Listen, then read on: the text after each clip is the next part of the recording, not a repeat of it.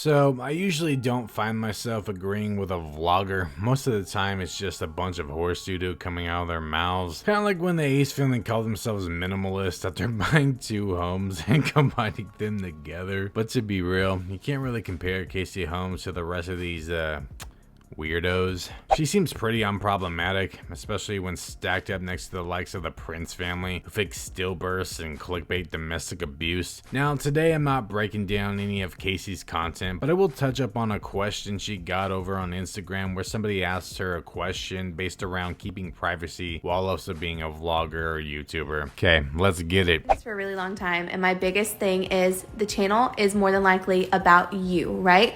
So share your interests, what you love. If you're going shopping, take people shopping with you. You can still be personal and people can get to know you and know who you are without sharing everything. Yeah, but the big issue when it comes to vloggers is that they reveal everything about their lives, and it's all by choice because it's the best method to making money, the most amount of money. They deliberately choose to sacrifice privacy for a higher bank account, but then bitch when someone questions their actions. An example of would be my favorite 2 punching bags known as Kick and Baby J, who reveal every aspect of their lives and take 0 steps towards protecting their privacy because it's too much work. Even though they've had a lot of issues before with randoms coming to their home, CPS being called on them, and so on and so forth. They'll post things like the process of potty training their children, the day in life of all their children, even filming the emergencies of their children as it's actively happening, but don't want to share the purchase of a $200,000 sports car. Bruh. These are also the same types that go on and on about how they're not materialistic and don't want to show off all their material possessions based off of bragging, but they do want to showcase to their audience that they could achieve all this: the house, the boat, the cars, the jet skis, if they just work hard like them. This doesn't really make much sense if they're actively hiding a car. Not to mention, they actually did want to show off their car. They were building it up for their new podcast, hyping it up. The very first episode was focused on the $200,000 sports car, so all that "we don't have to share everything, guys" is just complete dog shit. They were waiting to use it as clickbait. That's all there is to it. Now, I'm not gonna get in a whole nother rant about them, all these vloggers and YouTubers as a whole, but let's get back to what Casey was saying about how you can share your life, share who you are without sharing personal details, which I completely agree with. And aside from vloggers using every aspect of their life and privacy for money, one big factor when it comes to not just vloggers but all forms of content creation is that it's all built on bullshit. It's nothing but a load of crap. It's showing a lifestyle that most of them even pretend to have. There's a lot of influencers out there that pretend to be something that they are not. And the reason for this is because who they truly are as a person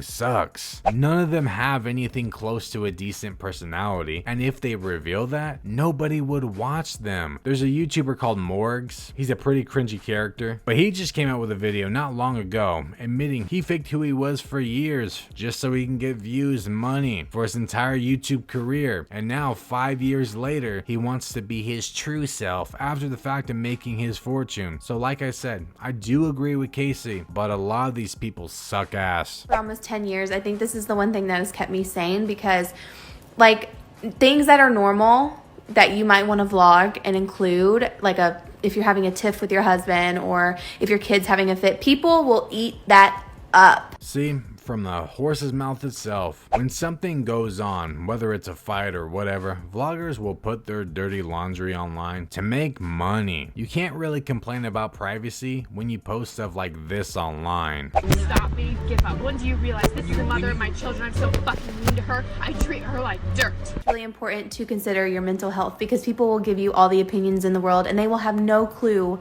what's going on behind closed doors, but you allowed them to see that super personal part of your life.